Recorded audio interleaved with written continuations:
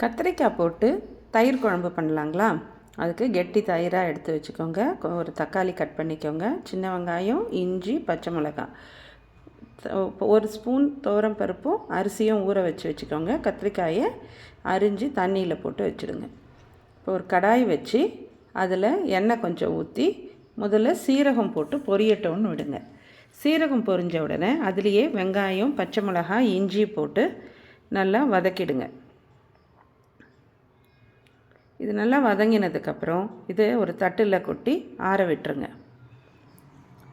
இப்போது கடாய் வச்சு அதில் திரும்பவும் கொஞ்சம் எண்ணெய் விட்டு ஒரு 2 காஞ்ச மிளகாவை தாளிக்க போடுங்க.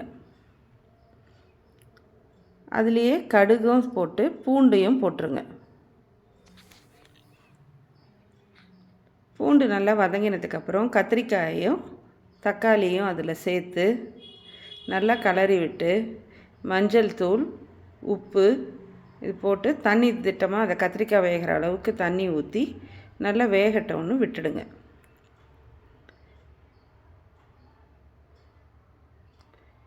அதுக்குள்ளே இந்த ஊற வச்சுருக்கிற பருப்பு, அரிசி, அதுக்கப்புறம் வதக்கி வச்சுருக்கிற அந்த மசாலா ஐட்டம் இது எல்லாத்தையும் போட்டு நல்லா நைஸாக அரைச்சி எடுத்துக்கோங்க.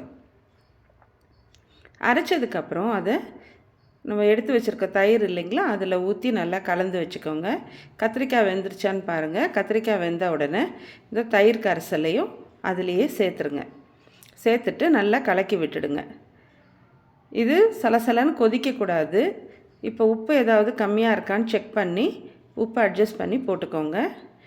இது இப்படி மாதிரி முட்டாக கொதி வரணும். நல்லா கொதிக்கக்கூடாது. இப்படி நடுப்பில் அப்படியே நுர மாதிரி சேர்ந்து வரும். அந்த மாதிரி வந்த உடனே குழம்ப இறக்கிடணும். இப்போ உங்கள் குழம்பு ரெடி.